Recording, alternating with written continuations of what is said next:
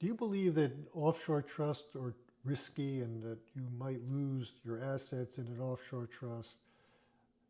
That's a common conception among some people uh, that the offshore trust is sort of too exotic and too uncertain, and that by transferring assets to an offshore trust, you're putting your assets at risk. Um, I've been doing this some decades, and I've never seen that as a problem.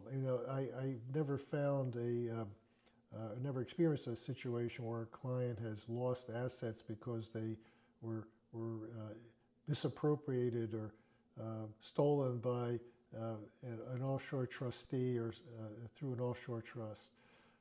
The trustees that are in the business of administering offshore trust are, for the most part, established financial institutions.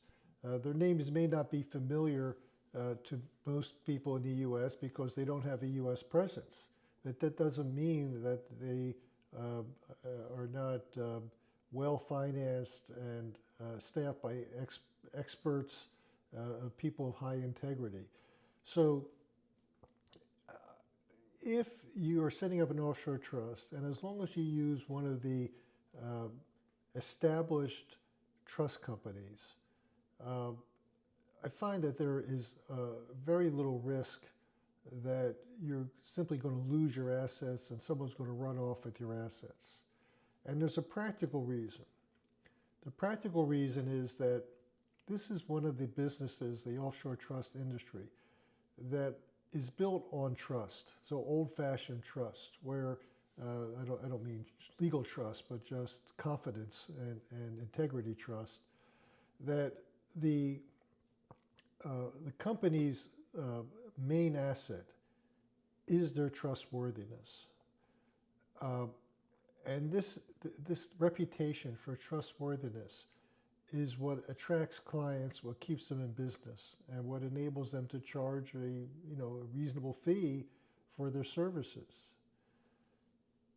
In today's world, if a trust company were to misappropriate assets or even make it difficult for the client to uh, retrieve cash or other assets, or uh, uh, put up resistance to a client who wants to dismantle and undo their trust and get all the assets back.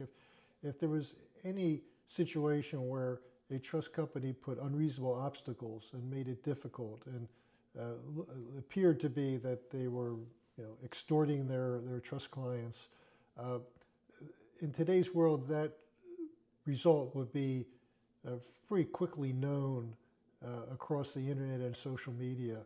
Um, and in that case, that very unlikely that attorneys in the field would refer any future clients to these companies. Essentially, one serious misstep and these companies would be out of business, or their business would be in big jeopardy. So the companies tend to compete with one another to show that they are the most cooperative and the most trustworthy and the most responsive, because it's the responsiveness and trustworthiness that is the feature that enables them to attract more clients. Because our clients ask us typically, well, how long does it take to get money? What do I need to get money out of the trust? And we have to, we explain to them that in our experience that it's very, very quick. They simply make the request and they get the money wired back.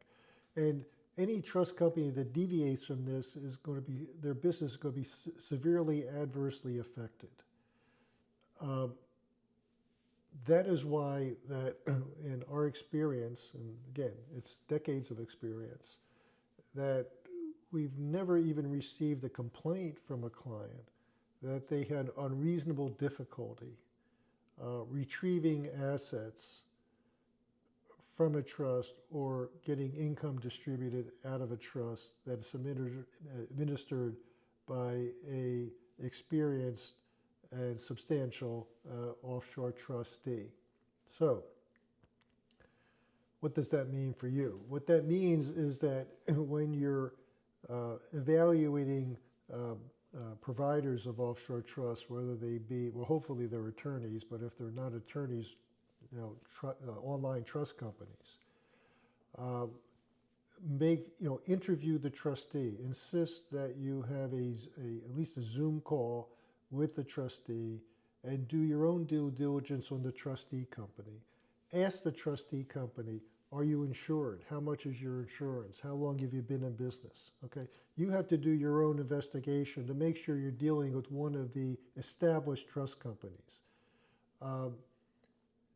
Please do not select a trustee based on expense, so that you don't want the cheapest trust company, you want the best and most established trust company, because that is your security over your assets. Okay, so this is one area where you don't want to be shopping too much. You just want something that a trust company that's going to be reasonably priced, but most important, a trust company that's been in business for a long time and has an ample staff and ample insurance against any mishaps.